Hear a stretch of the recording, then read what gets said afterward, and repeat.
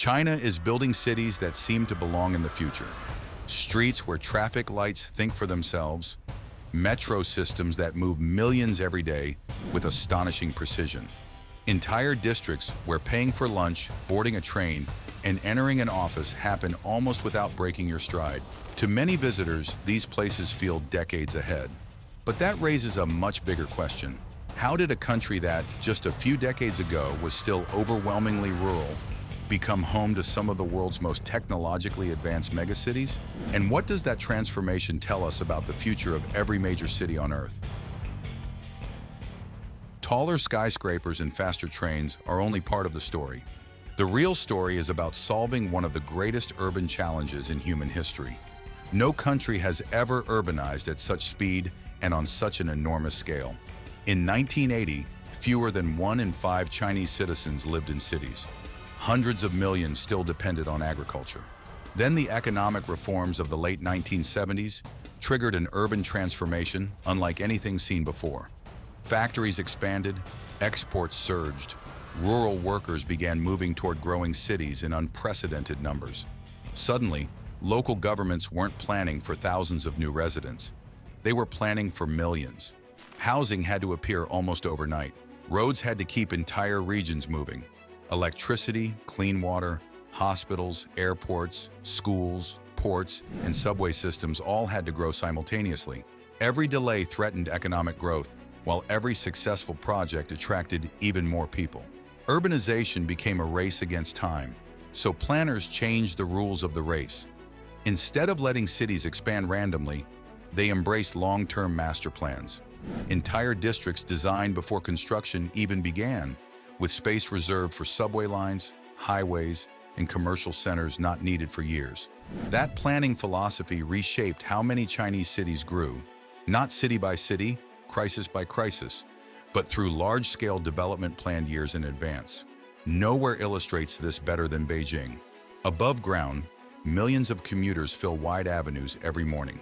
Beneath them lies one of the world's largest metro networks. But what visitors often don't see is the digital layer operating above the physical city. Across parts of Beijing, traffic cameras, roadside sensors, and intelligent control platforms help authorities monitor congestion across large sections of the road network. Instead of relying only on fixed schedules, some traffic signals adjust in response to changing conditions. Faster driving isn't really the point. Stopping a city of more than 20 million people from grinding to a halt, that's the point. The same philosophy shows up at Beijing Daxing International Airport, though at first glance you'd never guess it's about traffic flow. Its striking radial terminal wasn't designed only as a landmark. It limits walking distances and organizes enormous passenger flows. Automated baggage handling and biometric systems speed up processing for huge volumes of travelers. Even the building itself is engineered to reduce friction. Yet Beijing is only one version of China's urban future. Nearly 1,200 kilometers to the south, Shanghai chose a completely different path. If Beijing became China's political center, Shanghai set out to become one of the world's great commercial capitals. Its defining principle was speed. Its metro network stretches across hundreds of kilometers, linking business districts, airports, suburbs, and high-speed rail terminals into a single system.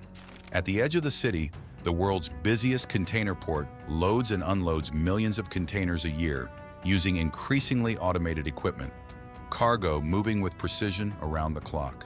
Every container represents a factory waiting for materials, a retailer expecting stock, or a customer still waiting on a delivery. This port doesn't just serve Shanghai, it helps keep global trade moving. Then there's the skyline. Buildings like the Shanghai Tower prove that modern skyscrapers are no longer just taller versions of older ones. Building management systems regulate lighting, ventilation, and energy use, while structural sensors monitor how the tower responds to wind, temperature, and movement. A skyscraper that behaves less like a static object and more like a living system. That's Shanghai's real innovation. While Shanghai chased global finance, another city was quietly becoming China's laboratory for the future. 40 years ago, Shenzhen barely existed as a major city. Today, it's one of the world's leading centers for advanced manufacturing, electronics, and innovation. It happened so fast that entire neighborhoods appeared where farmland had stood only years earlier. Nothing captures that ambition better than its public transportation. In 2017, Shenzhen became the first Chinese city to fully electrify its franchise public bus fleet, one of the first major cities anywhere to reach that milestone. Thousands of electric buses now run across the city, backed by a charging network so large it forced planners to rethink urban transportation from the ground up. Meanwhile, automated metro lines, digital payments, and connected public services keep pushing daily life toward tighter integration. Think of the city almost as a testing ground, a place where tomorrow's technologies get their first real trial run. But here's the part that's easy to miss entirely. The most remarkable achievement isn't inside any single building or transportation network. It's the way entire urban systems are starting to talk to each other.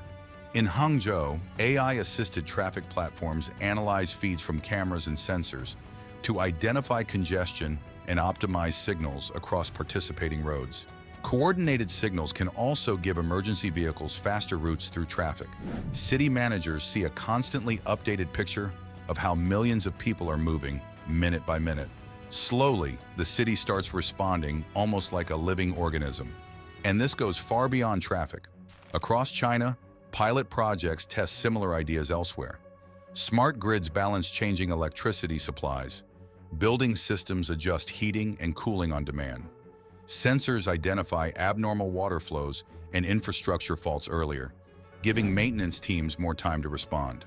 Automation was never really the goal here. Resilience was.